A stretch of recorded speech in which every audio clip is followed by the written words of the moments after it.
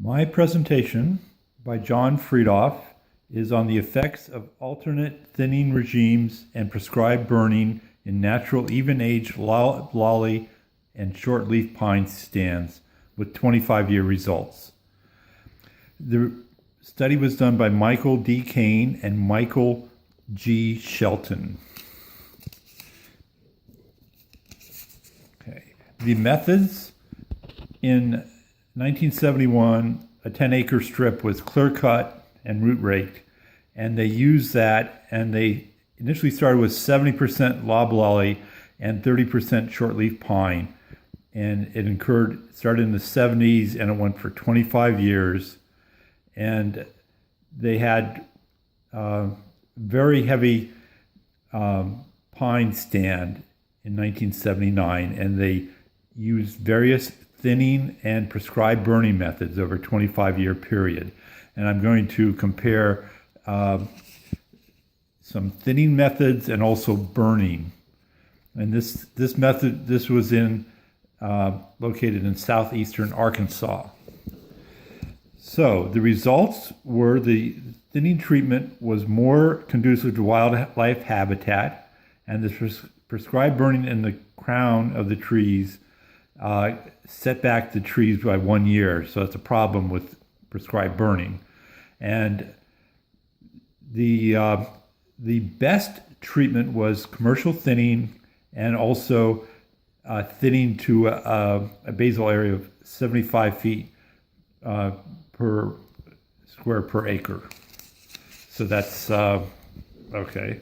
So what I'm going to discuss is they use 25 years of thinning, and the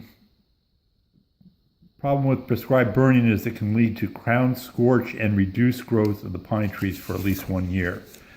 Okay, so to summarize, before I summarize, I'm going to say one of the objectives of the study was to evaluate thinning and unthinned.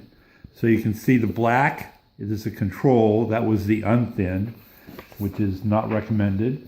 And they had conventional thinning, and they had 200 crop trees per acre, which is equivalent to 75 feet square per acre. And the best treatment was the pre-thin harvest at 75 feet per acre, and the control you can see is in black. They recorded the weather and fuel conditions each time they did a burn, and this study predominantly deals with loblolly pine, even though there remained about 6% shortleaf pine.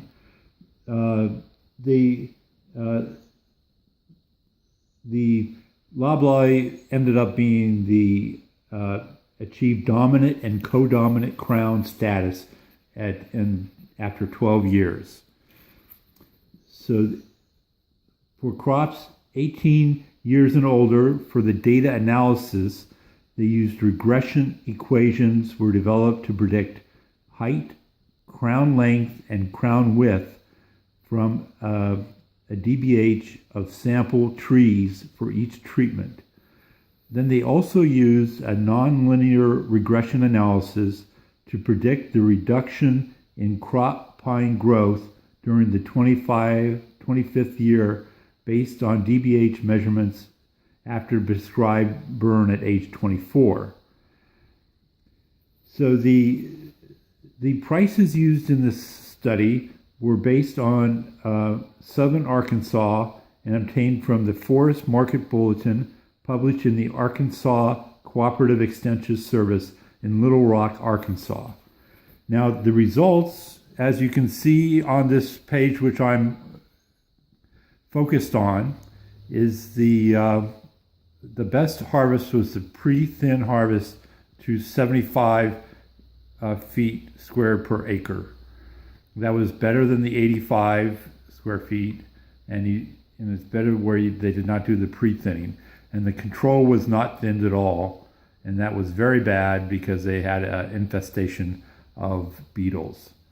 So the results were as I've said, that the pre-thin harvest at 75 feet square per acre. Thank you very much.